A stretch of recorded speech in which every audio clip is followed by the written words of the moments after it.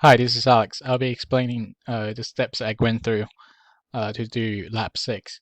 So for question 1, um, you need to find every you need to find the refractive index from 400 nanometers to 700 nanometers in every 50 nanometers uh, of the wavelength. So basically, you use this lab to find the angles, and then you calculate it individually. That's my hand calculation.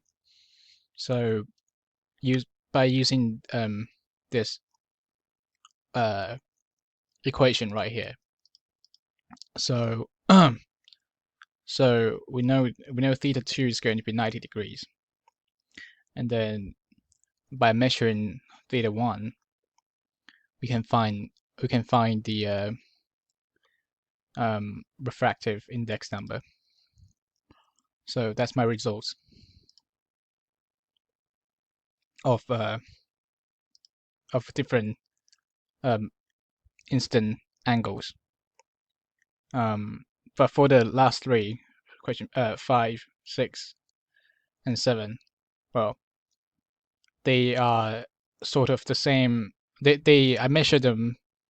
I had the same, and then I had the same results in terms of the angle. So that's why there's only 1, 2, 3, 4, 5 different index numbers.